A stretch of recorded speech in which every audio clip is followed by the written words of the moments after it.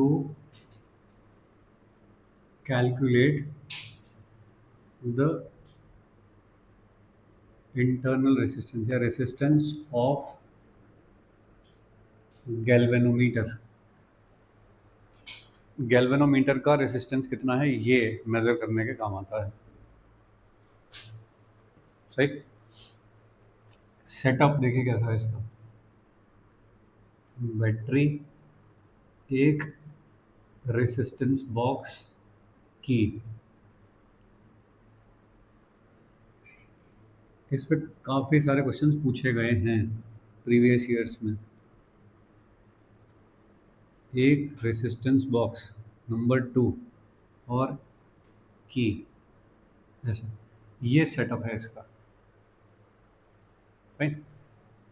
इन पे थोड़ी थोड़ी वैल्यू डाल दो कि ई, इसको कह रहा हूँ सपोज आर, इस की को कह रहा हूँ K1, ये गैल्वेनोमीटर, और इस रेजिस्टेंस को कह रहा हूँ सपोज S, और ये वाली है की K2.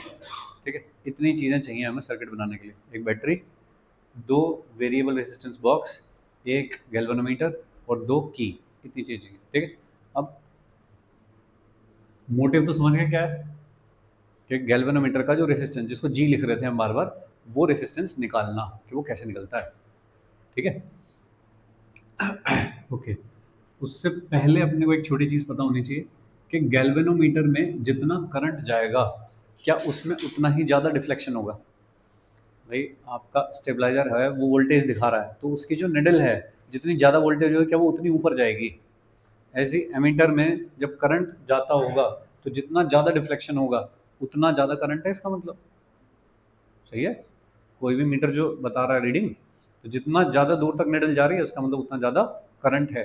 तो क्या आई प्रोपोर्शनल होगा थीटा के डिफ्लेक्शन कितना हो रहा है. सही. ज़्यादा डिफ्लेक्शन ज़्यादा करंट, कम डिफ्लेक्शन कम करंट. के इज ए कांस्टेंट. के is constant of proportionality called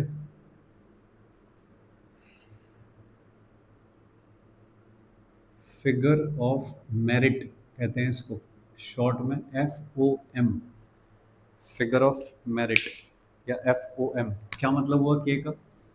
के इज आई बाई थीटा, यानी कि एक डिवीजन का डिफ्लेक्शन देने के लिए, मतलब यूनिट डिफ्लेक्शन देने के लिए कितने करंट की ज़रूरत होती है, दैट इज कॉल्ड के. ठीक है जी. तो current required to produce unit deflection. Suppose कोई कहे कि 1 डिग्री का डिफ्लेक्शन देना है या एक डिवीजन का डिफ्लेक्शन देना है, उस पर डिवीजन कटे होते हैं ना स्केल पे, कि एक डिवीजन का डिफ्लेक्शन देने के लिए कितनी करंट की जरूरत होती है, that is called figure of merit. ठीक है. इसकी कुछ खास आवश्यकता नहीं है क्योंकि नाम होता है, इसलिए मैंने बता दिया. क्वेश्चन में फिगर ऑफ मेरिट लिखा रहेगा तो मेरे को उसका कुछ काम नहीं है, मतलब यहाँ पे. सही. आई प्रोपोर्शनल टू थीटा, ये वाली बात तुमको समझनी है कि जैसे जैसे थीटा बढ़ रहा है डिफ्लेक्शन बढ़ रहा है, इसका मतलब करंट बढ़ रहा होगा, या आप करंट ज़्यादा देते जा रहे हो तो थीटा बढ़ता जाएगा. ऐसा समझ रहे हो यहाँ तक. ओके. अब आते हैं रीडिंग लेने पे. कैसे रीडिंग लेते हैं? तो केस फर्स्ट, पहला case, K1 is closed end K2 is open. पहले ऐसा रखा जाता है. K1 को रखा जाता है क्लोज, इसको रखा जाता है ओपन. ठीक है. पहला केस. अब सोचो कि करंट कैसे फ्लो करेगा. यहाँ से निकलेगा, ऐसे जाएगा, ऐसे जाएगा, इसमें चला जाएगा वापस. इसका रेसिस्टेंस कितना है G, इसका R, ये E. करंट कितना होगा इसमें? I is equal to E अपॉन R प्लस G. इतना करंट होगा. ये करंट गैल्वेनोमीटर में होते हुए जा रहा है, तो इसे छोटा सा G लिख दिया मैंने कि गैल्वेनोमीटर का करंट है. सही है. ये रीडिंग आ गई. First case is over. आगे चलते हैं. Case 2, case 2, K1 is closed and K2 is also closed. दोनों क्लोज हो गए. राइट. अगर दोनों क्लोज हो गई तो भाई ये वाली की भी क्लोज है इस बार, ये भी, तो करंट निकलेगा यहाँ से, इसमें जाएगा और इसमें भी जाएगा, तो यहाँ से जो भी कुछ करंट निकला वो इसमें गया, आई जी, यहाँ से आ रहा था सपोज आई, तो यहाँ पे कितना गया, आई माइनस आई जी। लेकिन क्या अब आई जी उतना ही रहा होगा जितना पहले था? नहीं, अब तो रेसिस्टेंस बदल गया ना सर्किट का, डैश ऐसा चेंज कर दिया कुछ। यहाँ तक समझो, आगे चलते हैं। आई जी लिखना है मुझको कितना है, ठीक है, यहाँ से लेके और यहाँ तक का पोटेंशियल डिफरेंस कहो, या कहो चलो इसमें केवीएल लिख रहा हूँ मैं इसमें, तो मैं यहाँ से चला ऐसे केवीएल लिखने, बताओ क्या लिखोगे? I G dash into G with negative sign, क्योंकि करंट के डायरेक्शन में जा रहे हो, उधर से वापस आओगे ऐसे, तो क्या लिखोगे? Plus I minus I G dash into S is equal to 0। Simple. I G dash is equal to, sorry एक स्टेप और लिख लूँ उसके बाद, I minus I G dash into S, I G dash is equal to I S upon ji plus S लिख दूंगा इसको, अरे तू इधर जाएगा प्लस हो जाएगा, जी प्लस एस से डिवाइड कर दिया, ऐसा करके आ गया। यहाँ तक समझे? ये आई कितना है अब? ये तो टोटल करंट है जो बैटरी से निकला। टोटल करंट कैसे निकालूंगा बताओ? बैटरी का ईएमएफ और upon total resistance. Total resistance कितना है? ये दोनों कैसे हैं? पैरेलल में, उसके साथ ही कैसा है? सीरीज में। तो आर इक्विवेलेंट कितना लिखोगे? आई कितना लिखोगे? Is equal to E upon r equivalent. R equivalent कितना लिखोगे? R plus g s upon जी प्लस एस। ठीक है दोस्त, जी और एस कैसे हैं? पैरेलल में, तो जी एस अपॉन जी प्लस एस। वो आर के साथ कैसा है? सीरीज में, तो आर इक्विवेलेंट कितना हो गया? This plus this. यहाँ तक डन हो गया। नाम क्या है एक्सपेरिमेंट का? Half deflection method. Half deflection का मतलब आधा। तो पहले जो करंट था आई जी, वो था आई जी। अब जो करंट गया है I G dash, that should be half of that, वो आधा होना चाहिए पहले वाले करंट का, तब मैं ये एक्सपेरिमेंट कर रहा हूँ। सही है? उसके लिए मुझे कुछ वेरिएबल जी चाहिए, कैसे सेट करूंगा वाली चीज को? तो ये वाला जो है ये वेरिएबल एक रेसिस्टर है। ठीक है, तो हम कैसे करते हैं कि वेरी करते हैं एस को, सो दैट डिफ्लेक्शन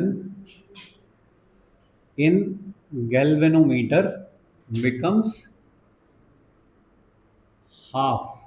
जब मैंने K2 क्लोज करी है, उसके बाद मैंने S को वेरी कर करके ये इंश्योर किया है कि जो डिफ्लेक्शन है वो आधा हो जाए। ठीक है, पहले मान लो कि 20 पॉइंट तक जा रहा था पॉइंटर, फिर वो 10 पॉइंट तक सेट किया है मैंने S को चेंज कर करके। तो आई जी डैश क्या आई जी बाई 2 होना चाहिए। यहाँ आया हाफ डिफ्लेक्शन का मतलब। अरे समझ गए हो? आई जी डैश की वैल्यू ये रही, उसमें आई की जरूरत पड़ेगी मुझे, ये रहा। ठीक है, पहले ये लिख लेता हूँ, I into S upon ji plus S is equal to I G, ये रहा, E upon are plus G और 2, ऐसा। ठीक है, थोड़ा सा बड़ा सा हो जाएगा एक्सप्रेशन कुछ, बट कोई नहीं, चलो झेल लेंगे। इसको रखो यहाँ पे, आई की जगह पे रखो इसे, e upon are plus g s upon ji plus s into S upon ji plus s. ये वाली सारी चीज़ इकट्ठी करके एक साइड कर दी, ये हो गया आई की जगह पे, is equal to E upon 2 R plus G. सही, ये गया। ठीक है, क्या बचा है यहाँ पे बताओ? R G S. आर हमने लगाया है, हमको पता है कितना है, एस हमने सेट किया है, हमको पता है कितना है, जी अननोन था वो निकालना है। पूरी इक्वेशन में सिर्फ आर जी और एस है। ठीक है, तो मैं यहाँ से सब कुछ सॉल्व करके जी की वैल्यू निकाल लूँगा कितनी होगी। बोलो, एक बार फिर से रिवाइज कर लो क्या काम किया है। हाफ डिफ्लेक्शन मेथड, इस पर काफ़ी सारे क्वेश्चंस आ चुके हैं। प्रीवियस ईयर्स में। Calculate the internal resistance of the galvanometer के काम आता है। ये छोटा सा सेटअप है इसका, एक बैटरी, एक रेसिस्टर जो कि फिक्स वैल्यू जो मुझको पता है कितना है, वो होता है 10 किलो ओम के आसपास, और इसमें करंट जा रहा था पहले बस इस वाले सर्किट में। तो केस 1 क्या है कि बस ऊपर वाले सर्किट में करंट जा रहा है, उसका IG लिख दिया कितना है। फिर नीचे वाले सर्किट को भी इंक्लूड किया मैंने इसमें, K2 को क्लोज करके। तो पहली बार में ये क्लोज लेकिन ये ओपन, फिर दोनों क्लोज। दोनों क्लोज करने के बाद एक KVL लिखा, IG डैश, नया वाला जो करंट आया गैल्वेनोमीटर में उसकी वैल्यू लिखी मैंने यहाँ पे, I की वैल्यू चाहिए थी वो निकाल ली मैंने। अब हाफ डिफ्लेक्शन मेथड नाम है इसका, इसका मतलब बाद वाला डिफ्लेक्शन पहले वाले का हाफ होना चाहिए। हाफ क्यों होना चाहिए भाई, यहाँ पे कुछ रेजिस्टेंस था, यहाँ पे कुछ रेजिस्टेंस था, पहले सारा करंट ये अकेला खा रहा था सब कुछ, लेकिन अब नीचे भी जाएगा करंट, नीचे जाएगा तो इसका मतलब इसमें से कम हुआ होगा। इसमें से कितना कम कर दूं, आधा कम कर दो। ये मैं इंश्योर कर रहा हूँ कैसे, एस को वेरी करके मैं इंश्योर कर रहा हूँ कि ये आधा हो जाए इसका टोटल करंट जो निकला है। ठीक है, बस ये वाली कंडीशन एक लिखी है हमने, थोड़ा सॉल्व करेंगे, जी की वैल्यू मिल जाएगी हमको कितनी है। ये हाफ डिफ्लेक्शन मेथड है। ठीक है, इस पर डायरेक्टली फॉर्मूला बेस्ड क्वेश्चन होते हैं, जो भी कुछ वहाँ से एक्सप्रेशन निकल के आएगा। ठीक है, वो एक्सप्रेशन अब तुम निकालोगे, निकालो।